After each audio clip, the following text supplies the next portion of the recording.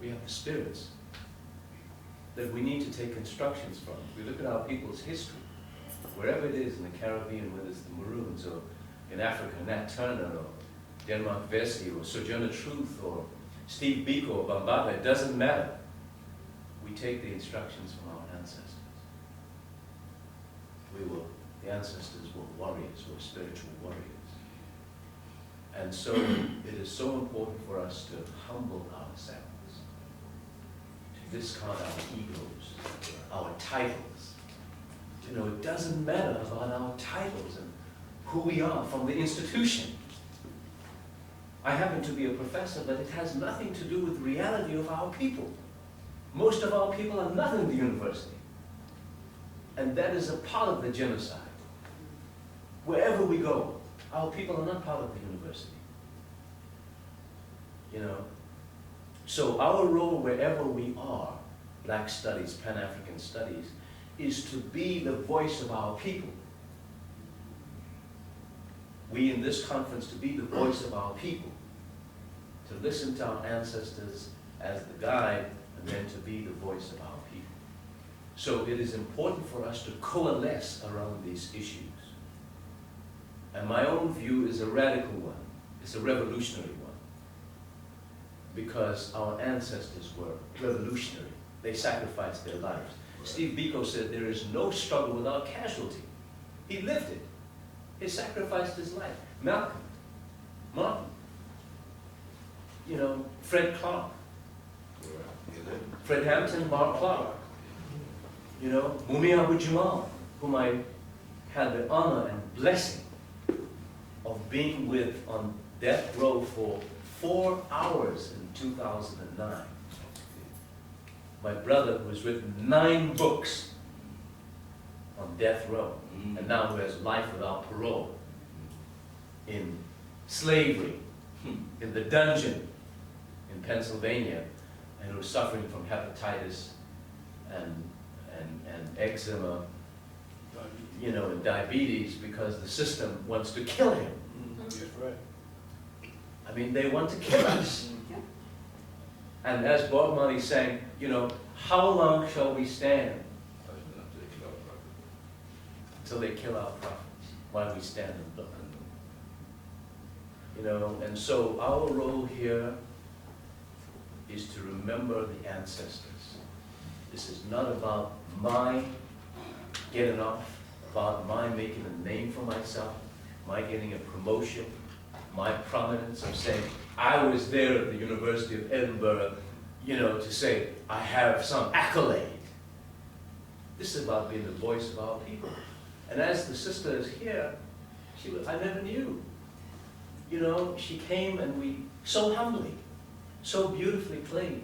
She says, yeah, I'm here in Edinburgh. One of the Africans right here in Edinburgh, connecting with the motherland. And so this is where the Spirit brings us together. The Spirit brings us together because we are enslaved. We are colonized. It's not a question of post-colonial literature, post-colonial experience, post-slavery. We are in the belly of the beast right now. We're catching hell on this earth right now. And so we need to look at what's happening to our children especially, and the way that our children are moving away from blackness, are moving away from the root. Desegregation in the United States has been the biggest impediment to our children's future and life. The black children in so many places don't know that they're black, because the system says you're just a human being, you're just American, so you know, move on, forget your past. And so this is about decolonizing our minds, our spirits, our bodies, our beings, sacrificing our egos for, in the spirit of the ancestors, to have our people restored and healed starting off with our children, our mothers, our grandmothers, our great-grandmothers, especially. Honor our women, who are the custodians of our culture. In the traditional way, our women are sacred. Let us restore that respect for our sisters, our mothers, our grandmothers in this struggle. And let us stop the genocide. So our reparations cause is both personal, it's within, the spirits live in us, and they instruct us and they guide us.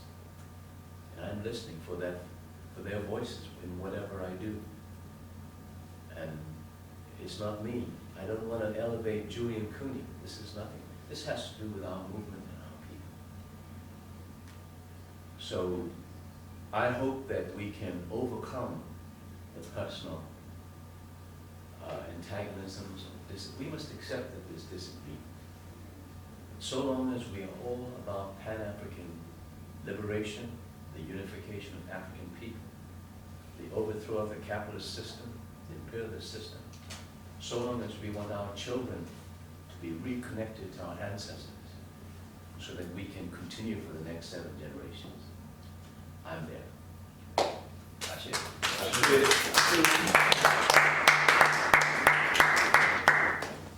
Tonight,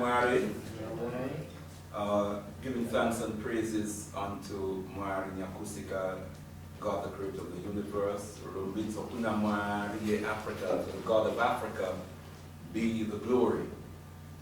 Blessed brothers and sisters, before I go any further, let me just give thanks to our sister. Remind me of you, Sister Cheryl.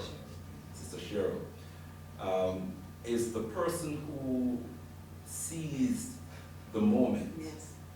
After we were informed that the plans for this particular session had gone awry, and therefore, we had to either join other groups, other workshops, or devise our own program. And our sister seized the moment and arranged for us to come together and put a panel together. And I think we should hail her for that, don't you, brothers and sisters? And for that same reason, I want to ask our sister if you will come and sit in a more prominent position so that we can see you, and so that you can duly take charge of proceedings. Yeah, Tendai Mari. Yeah, Tendai Mari. Of course, this is an impromptu session, and so there's no pre-plan. But I do like the theme, seizing the moment, seizing the time. The Black Panther Party, the leaders, the founders of the Black Panther Party, Bobby Seale and T.O.P. Newton, wrote a book entitled Seize the Time. From a song by Elaine Brown. Sorry? Elaine Brown wrote the song. Yes. And that's crucial, brothers and sisters, especially for a people in captivity. It seems to me that when our ancestors were captured, when our motherland was invaded, when our ancestors were bound in ships in the most brutal and vicious form, when our ancestors were brought to strange lands and were put on auction blocks like beasts of the fields, as Europeans came and examined them as objects for purchase. Imagine our ancestors on auction blocks, stark born naked and being poked and pinched to determine whether they are fit for purchase, and having their orifices examined. Imagine that, brothers and sisters. Imagine our ancestors bound on plantations for hundreds of years. And they were always looking for that moment, to seize that moment, to free themselves. Is that right or wrong? Right. Yes. They were always looking for that moment, to seize that moment to take out the enemy. so they can free themselves. You're wrong, brothers and sisters. Yes, that's right. And we have to ask ourselves the question today whether we are still looking for that moment, that opportunity, that moment that we need to seize in order to advance our cause for liberation. Are we still in that mindset? Are we still in that zone? Are we still like our ancestors, seizing the moment, the opportunity to define time and space and circumstance, which all powerful people do?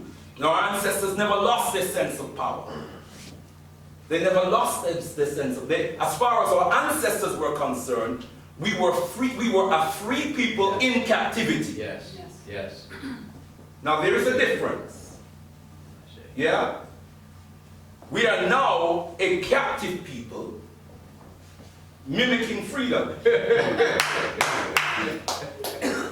That's right. See if you understand what I'm saying. My brother quoted Bob Marley. That quote actually came from Papa Garvey. He said, Papa Garvey said it, Marcus Mosiah Garvey, and Bob Marley put it in song. Emancipate yourselves from mental slavery. For although others may free the body, none but ourselves can free our minds. And so, brothers and sisters, the real freedom comes with the emancipation of the mind, the emancipation of the soul. If the mind and the soul is not free, then the people are not free. A legislation can't free you. Right or wrong, brothers and sisters? Yes. A legislation cannot free us. You see, and we have to learn how to transform those moments that we seize into movements. And sometimes we get the two confused. A moment with a movement. Like the 1st of Mosiah, the 1st of August this year. And my sister, thank you for mentioning earlier on, Sister Isis, thank you for mentioning earlier on that in this country, we have renamed the 8th month of the year. We call it Mosiah. We call it Mosiah. We don't call it August no more.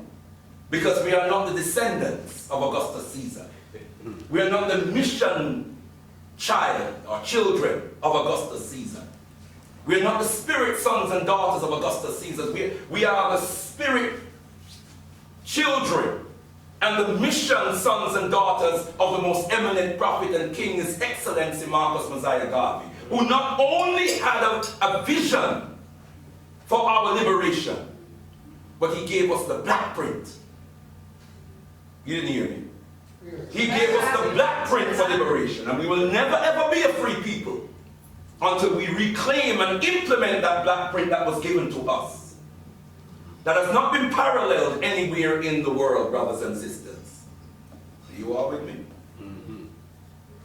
Papa Garvey seized a moment and he transformed that moment into a movement. All our great leaders seized a moment. All great feats of accomplishment in our history is characterized by visionaries who seized a moment and transformed that movement into a movement. Are we doing that enough in this dispensation of time? I fear not. On the 1st of Mosiah this year, we had a great march in this country. And it was a great march. Thousands of African people came out. I've heard estimates of 3,000, 4,000, 5,000. Whichever it was a great moment. It was a great day. That was predicated on the march we had the previous year. 7,000 was the estimated amount of people. What we do know is that more people were out last year than were this year. And I remember saying to brothers and sisters, this is a great day. This is a great moment, but how do we transform this great day into a great movement? Sister Isis mentioned earlier on that was the biggest march of African people, the biggest protest or demonstration of African people since 1981, the New Cross Massacre, the Black People's Day of Action that arose out of the New Cross Massacre. 13 dead, nothing said, when 13 of our young people were killed after a suspected firebomb attack on a 16th birthday party.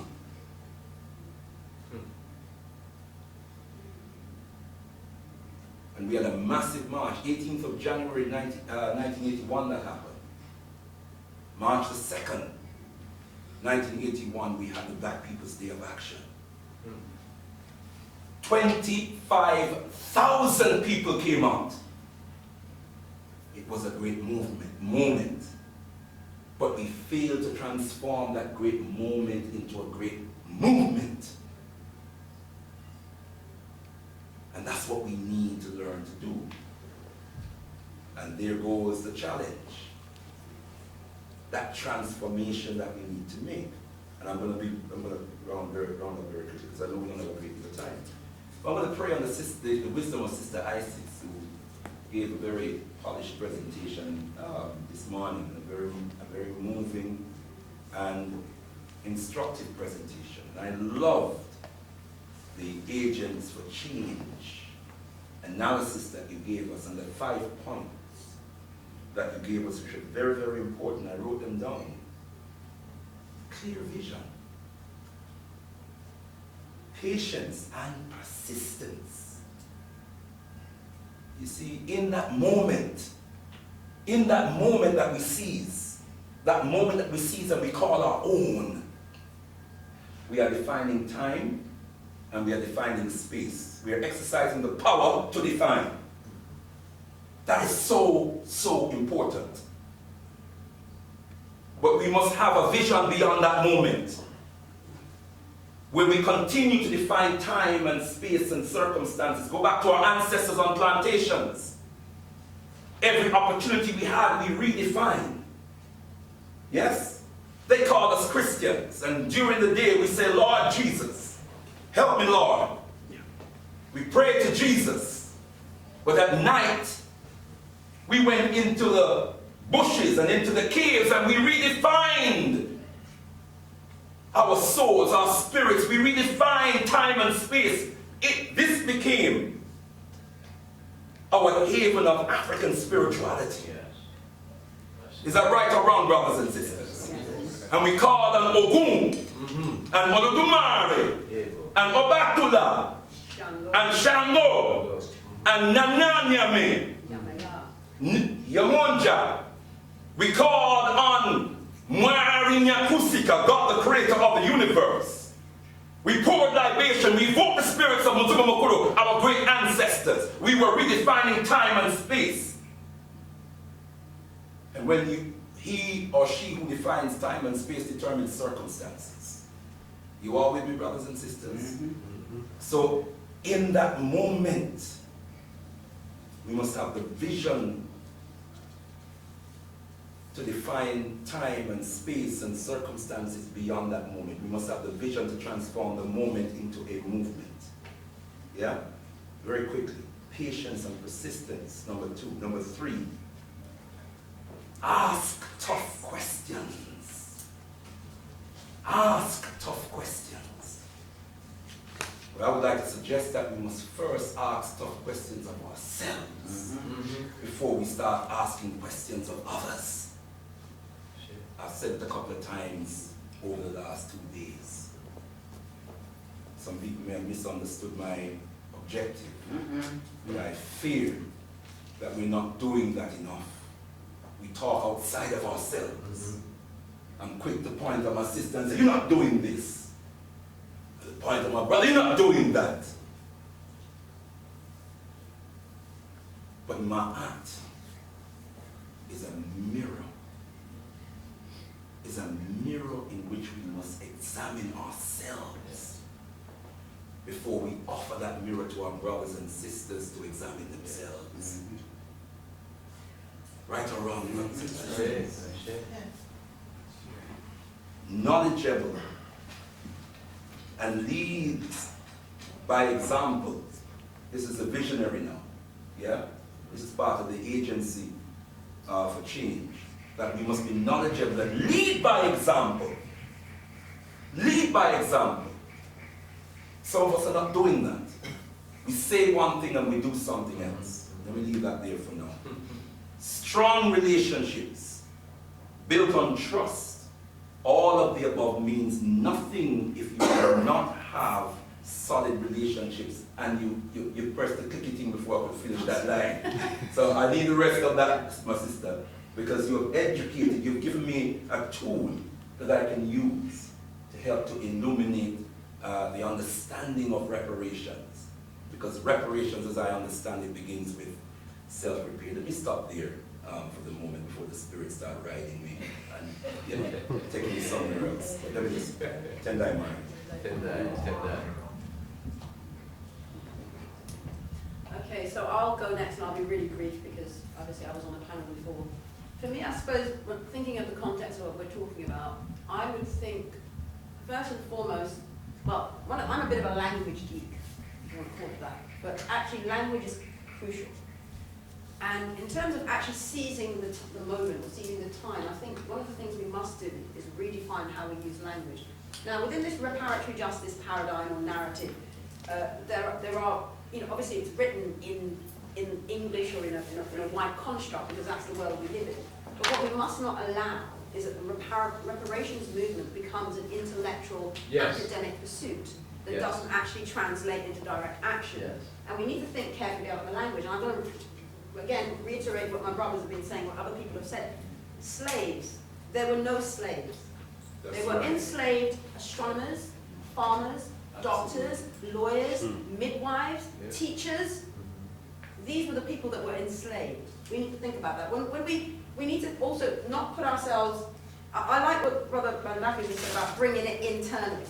Often we sit on panels and we're privileged enough to be here and we talk about the blacks or them or those people. No, us. Yes. If we cannot, every time each one of us opens our mouth in any situation, identify ourselves, we are those people. Right. It's not them or those blacks or them.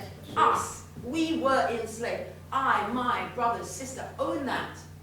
So for me, one of the first things around seizing the time and about decolonizing the mind is about addressing the language we use. Yes. If we still refer to ourselves in terms that enable the white power structure to exercise its supremacy or its supremacist notions over us, then what are we doing?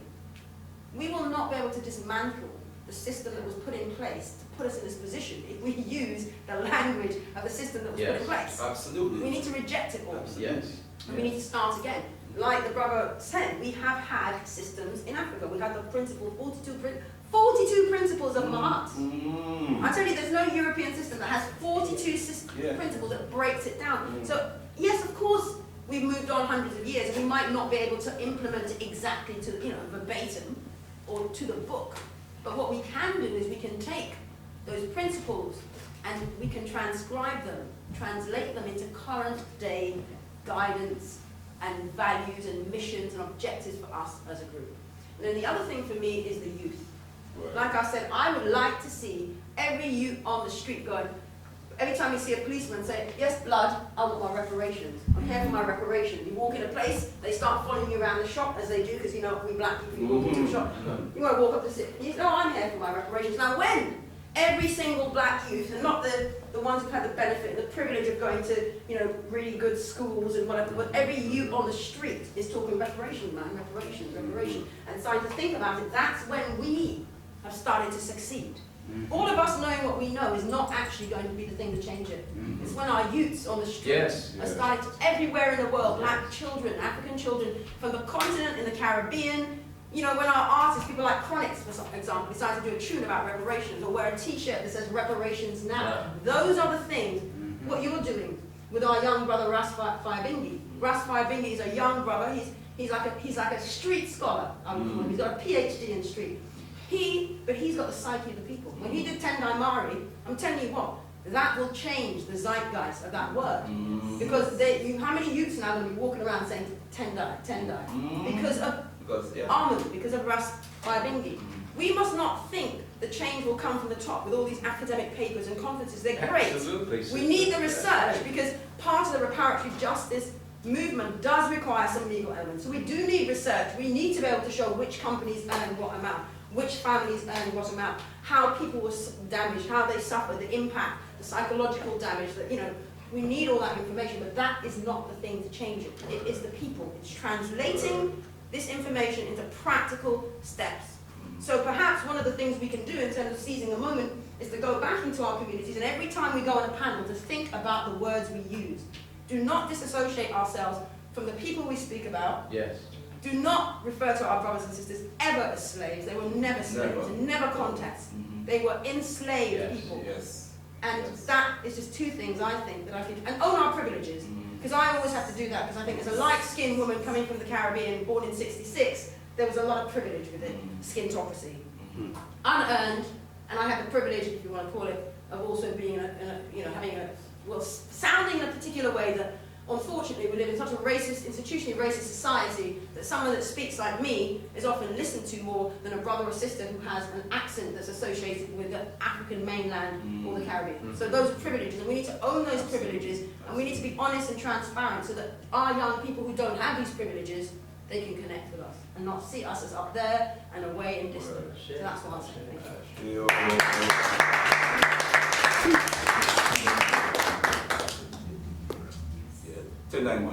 What about Prophet Kwaku? No, I've just begged a moment just to compliment our sister who played the Mbira, because I meant to have done that just to say that was beautiful, and just to emphasize that the Mbira in the Shona tradition is the instrument of our ancestors. Yes.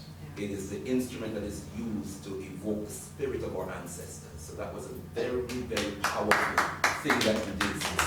What's your name, my sister? Sorry? What's your name? My name is Jean Thompson. Sister Jean. Tatenda. You did say Tino Tende. Yeah. We thank her on our behalf. Tino Tende. We all thank you.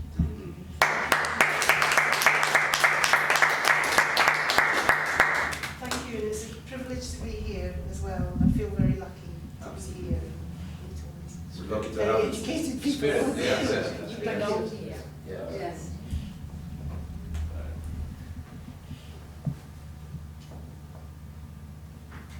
Yes, Otep and Hotel. Kwaba, welcome in trade. You know, Yes. thank the sister for seizing the moment and taking the opportunity. And as my brother quite eloquently explained, we will always seizing the moment. And as my sister and my brother to the right, I shall come from a different angle in about seizing moments. Every time Africans seize moment, it was a spiritual move. I don't think that the people who didn't turn up weren't supposed to turn up. It was supposed to happen. With African culture, we learned how to read moments, read time. So whenever we seize that moment, it was a spiritual moment to seize. And I'll give you a simple example. One of the greatest revolutions that we had under the enslavement of the Europeans was the war that Africans in Haiti waged against the French. Not only did they wage it against the French, they waged it against the Spanish and the British. Yes, the brutish. Because the brutish were trying to seize a moment.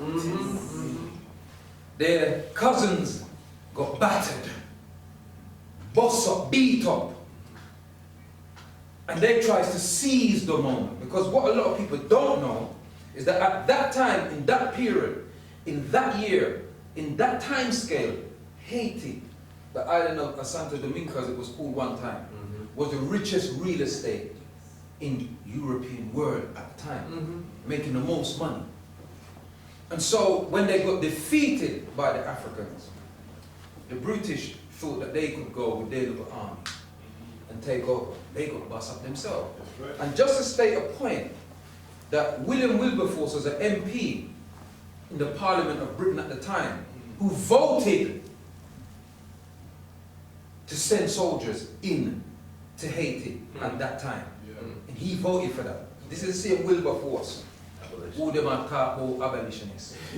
Yeah? So me couldn't know that. Don't believe a word with me say. It was part of what they call the Clapham Fort. I think Granville Shaw and some other people there. Clarkson. Who they're bigger, but the creator of that was a man they called Ldr Mbandaka, otherwise known as Gustav Vassa, who was part of the liberation movement, the reparations movement in Britain at the time. Yeah. So, you know, Europeans like to think that they played a part in freeing Africans. Africans have always taken the opportunity.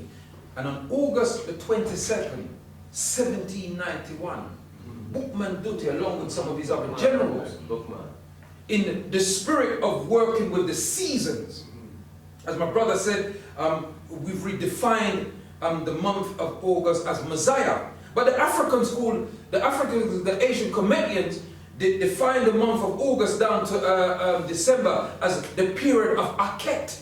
Yeah? Aket, it means simply the inundation of the Nile, when the Nile rises. And so, you know, the firmament of the Nile comes down and it irrigates the land to feed the people. So, you know, this is what the Europeans called it. We had always called it different things because we dealt with seasons. And this is a season that we're dealing with right at this moment, in this time, and in this place. My sister said a very important thing when she said, until every youth turns around and speaks reparation. Because I think one of the things that we lose in the movement, and I've known this brother for many years, I've known him for about 25 years now. I've known this brother here. We agree and we disagree, and we have very bitter arguments, but he's still my brother. And we can sit down and we can talk, and I can use him, begging him Vaseline for me, and them thing there. But we disagree, but we know we're on the same road. We're fighting for the same things. We might have a different way of looking at it, but it doesn't mean that we can't sit down and have a healthy debate. And one of the things I've discovered, and it happened here at this very conference, some of us feel that because we have gone to the white man institution and we have acquired PhD and doctor in this and doctor in that, yeah, that you're not supposed to be questioned. Question me anytime, because I own nothing. As my elder said to my right, I'm here sent to do a job. By essence that is greater than myself, people that did greater works than me. The fact that we can sit in this university today, the fact that we can stand up in the front of our enemies' descendants and speak to them in the tone that we do now, without fear, is because other people died for that privilege. So we are benefiting from the works of Malcolm X, Martin Luther King, Sojourner Truth, Harriet Tubman, Denmark Vase, and even a woman in this country called Olive Morris. Yeah? And Michael X. Yeah?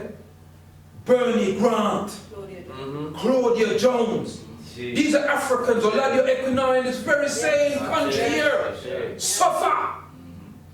And then to be very careful in how them speak to white people and police and the ones whose names we do not know.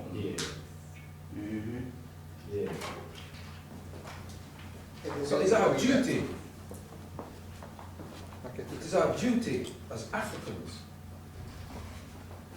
to stand up in the face of adversity and have no fear, even if it means it takes your life. That's right. Because as Africans, you take my life, you only take the carcass. The energy moves on. That's right, brother. The energy doesn't die.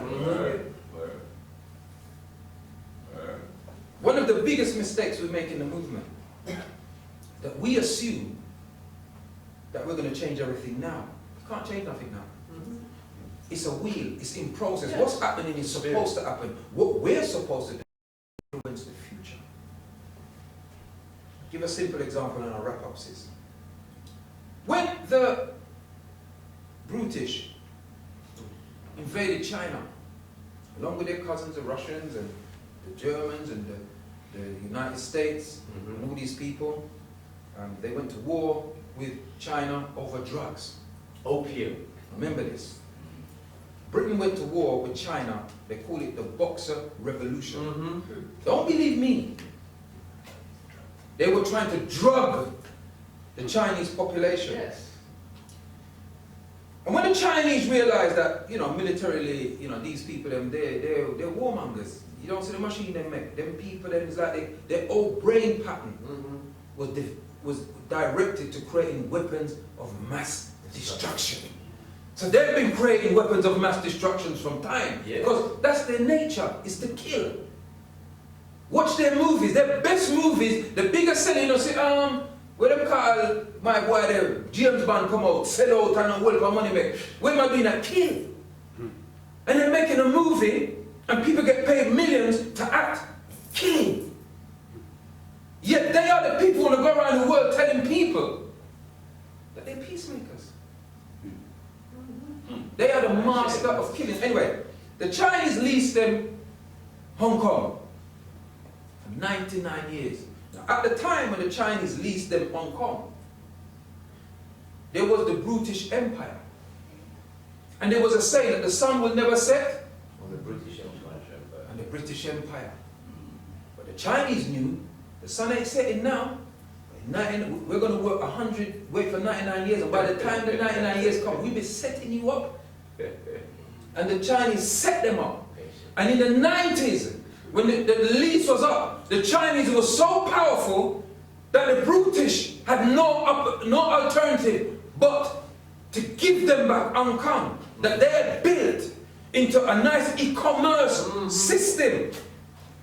Yeah? One of the best in the world. Yeah. And they had to give it up, and they didn't want to give it up. No. And they even said to the Chinese, please don't walk in with the Red Army. The Chinaman them said, yeah, what? We are walking with everything.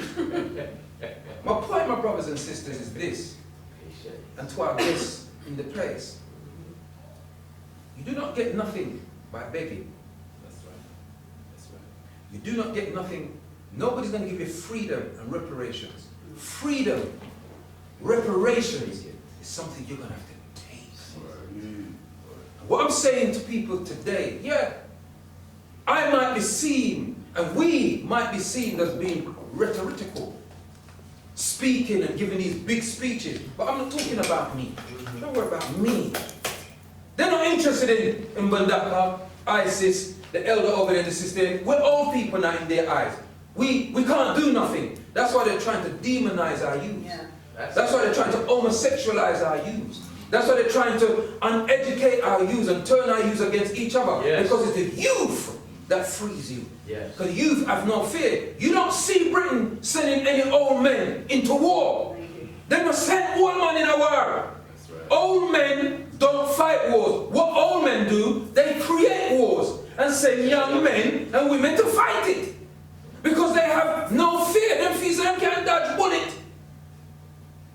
What's the youngest British that died in 17? Gonna wrap up, sis. 17. So you don't send old people to fight wars. Somebody said, I can't remember who was it. It said that Lee Jasper said that the old liberationists need to sit aside, don't sit and let the young take over. No. In African culture, traditional African culture, you don't do that. Elders have a part to play. We are wise people. There's elders here, there's elders there. They've been here longer than you. You can't be on the planet 16 years and think you've got the answers. You've got the strength to deliver the answers that he may give, she may give, and we may give. And so we have to work with our youth. We have to re-educate them. None of us in here are educated in any of these institutions. As our most eminent elder who's passed away, Dr. Yosef Ben-Buchanan said, we get good training. You start getting educated when you start reading, researching, and doing it for self. I wish I could go on longer. My apologies for taking such a time. Oh, Ted, thank you. I share that. Well, thank you everyone for your patience and staying in. I'd just like to make a point on when you do seize that moment and you do good, think about the long term. It's not for us, it's this 7-generation principle that was spoken of in the other ones, it's a 100-year plan. But when you do good, are you doing it for yourself or are you doing it for us? Okay. Thank you. Anyone want questions? I know it's lunch now. I will just say, to be fair to Lee, in the end, he did actually say as well, he recognised that the elders have to give guidance. He did say that. Quote unquote, Israel really says that I give all honor and respect to the God of Israel, who is the God of Africa. Yes, Israel is an African people. I come here today to bring a Hebrew spirit in the midst of this, in the sense that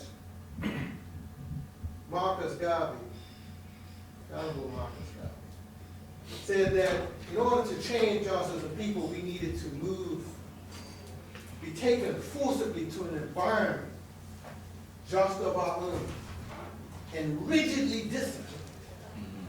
He says even after that, not even 2% of the instructions given will be followed. And the lieutenants it's given to will change the order around to make it look like they gave. And that's a big ego problem that we have to get past. Massive. Now,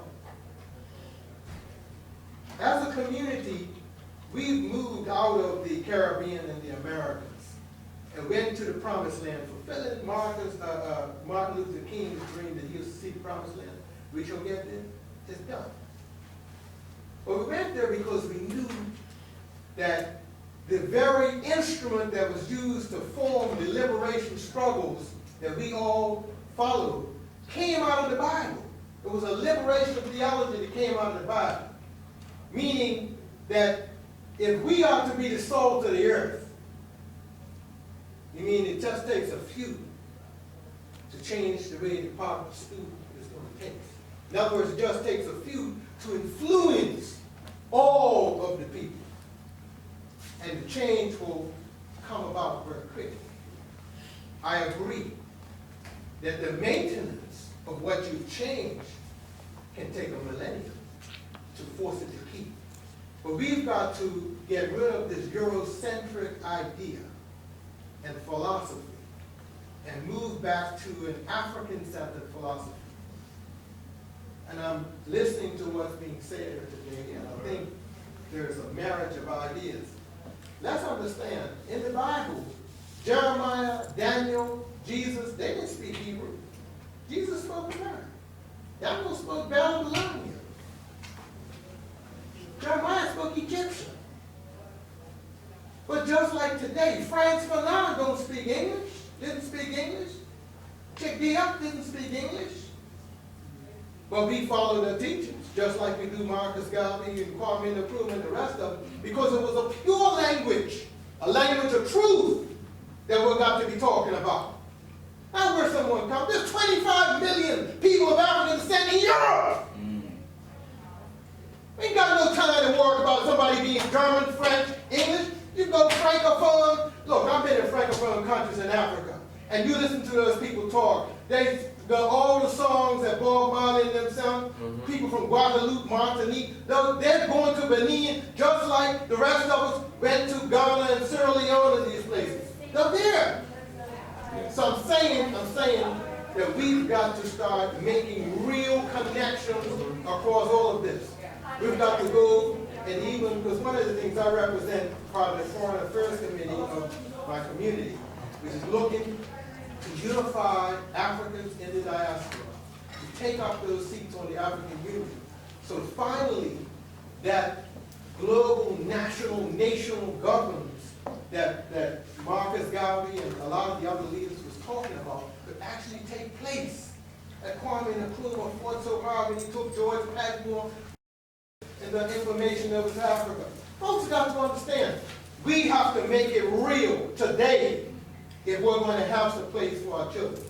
So I came out here today to be a part of this because I knew that if the Creator has blessed people from all over the globe to come and bring this spirit, that we, our spirits, are going to send off our radiations to each other and prayerfully and marry. And by the number in this room, we have already influenced all of Edinburgh. We're way past that. It only takes 2 or 3 to put 10 down to the flag. That's what Scripture says. So I want to know, and I want to say, you know, I'm here, I'm available to work with all my brothers. You see me periodically. I've been concentrating on building my community over here. We're moving into another phase now. So you'll see me a lot more, and I will speak. All right? Hallelujah.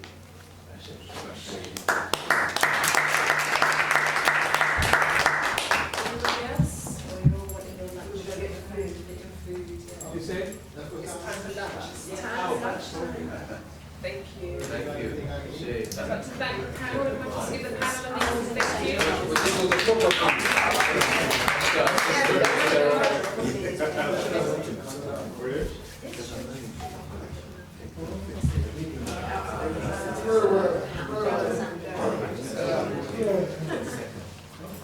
Here we got our grassroots panel. She was broadcast live as well. So around the world. All the various networks, social networks was broadcast. Okay, I didn't know that. YouTube, Facebook. Brilliant, brilliant. Okay, yeah. And you can all speak now.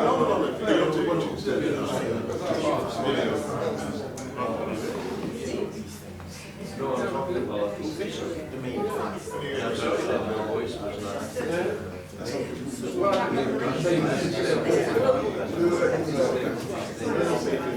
The ancestors speak in powerful ways. And it was not right. Disregard what you say. Ask some very good questions. When she tried to express her child. I just asked a question.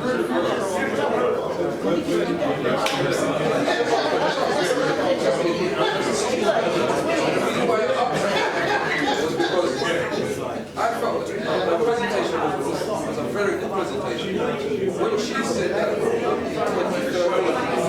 the Caribbean became the official voice of reparations in the Caribbean, I have to answer that question again.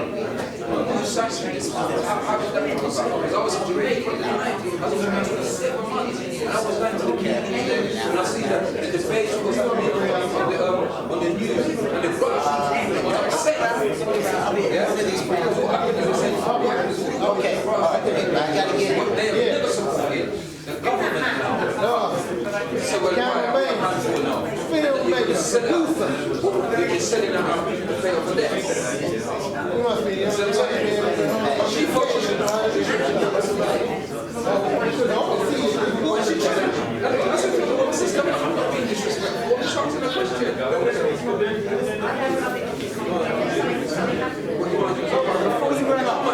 from this, you know. If you want some water, we drink Okay. This is a special shot. This is a special shot.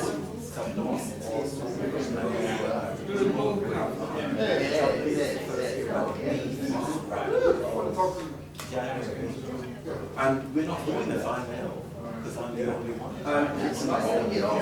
We send that to you, send one to the body, okay? You know how to have it. I know the problem. He's a man, he got a test. So, my case, my brother. This camera, all that. Why is being on the This camera, you know? Take the name out of wagging fingers at each other, accusing each other this and that. We're very good. Yeah, all right. Thank you. All right. Be sure I got Right? In this community, right here in the You gonna say anything, man? All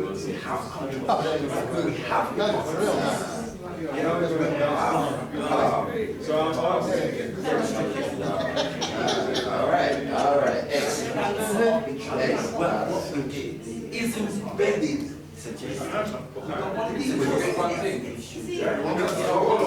No, let me add to it. No, let me add to it. If you get someone though, listen.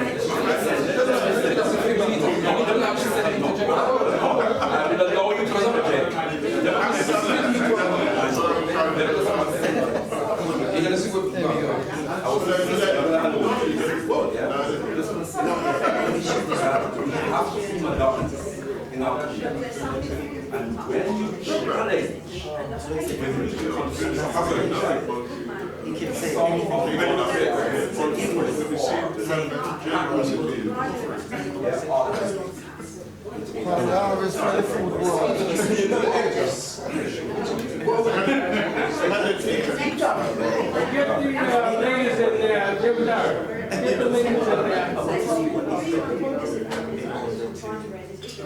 Get the young ladies speaking.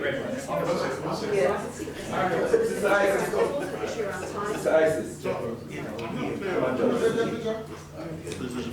Senator, get front and center. No, I'm just trying to.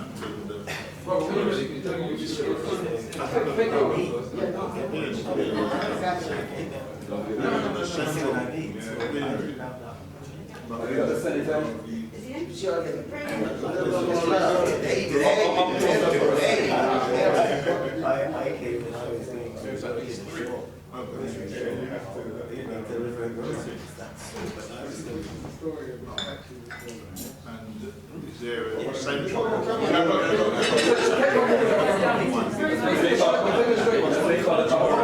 Paparazzi.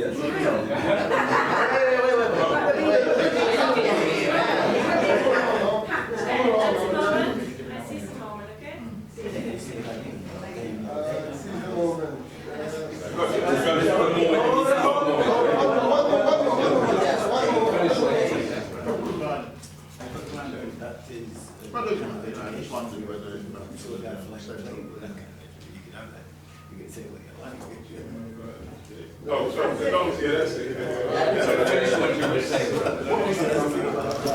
Because this brother had his right to finish. Yeah, but sometimes when we're coming to I didn't say there's one thing that we forgot to add. We have no agents in our community. We went to a conference in 2002, October 2002. Barbados. Only agricultural agents. There was no CIA agent in that meeting. And he named them. Yeah? That's my poetry part. Yeah, the names. And when I spoke to him, he gave me the names. I knew the names. If I knew before he even said who they were. I knew who they were because I knew them when I was there. Yeah, one of them was called police on me. Yeah. One of the things. Yeah, and also that's why when I example from the basin, I used to example. And you're giving a presentation, and there's question and answers. You need to answer them. It's as simple as that. Yeah, whether you're a scholar or you know, whether you're a scholar. I respect him as a scholar. We don't always agree, as you can see, but I still respect him as a scholar. And if a man comes to try and test him while I'm here, I'm there. You understand me? And I hope that he will be there for me. Yeah, but it doesn't mean that we always agree. And one of our mistakes is this as African people. We assume that we unite as Africans. If we truly study our story from antiquity, we were never always united. Yes. Our most there's a prominent culture of antiquity, which is ancient Kemet, only because it's the most written about and the most documentation that we can find. Exactly. Not that it was the old, you had intermediate periods. That's when everything fell down. Man and man never agreed. So religion came. Then it flourished for a while, and it crashed again. Because we disagreed. So, Bookman learned that from the mistake that Matt had done. A few years before, Matt had had a similar mentality. This is a picture of Palestine that put us eyes to all of them. And never gave him up. They put him ahead. Woman argue years later, dividing a similar kind of thing, but they said it's free man. Only general said, only learn what happens. You see when this thing starts, even man no one to fight them. I think about it. So the point I'm trying to make is that we just because we define this impressionist person here. I must be very to spend my time. Don't go there. Yeah? Don't take it as a personal attack. You know, and it says somebody who's supposed to be getting something like that. What's that all about? The reason why they do it is because in Jamaica, they've bullied the activists.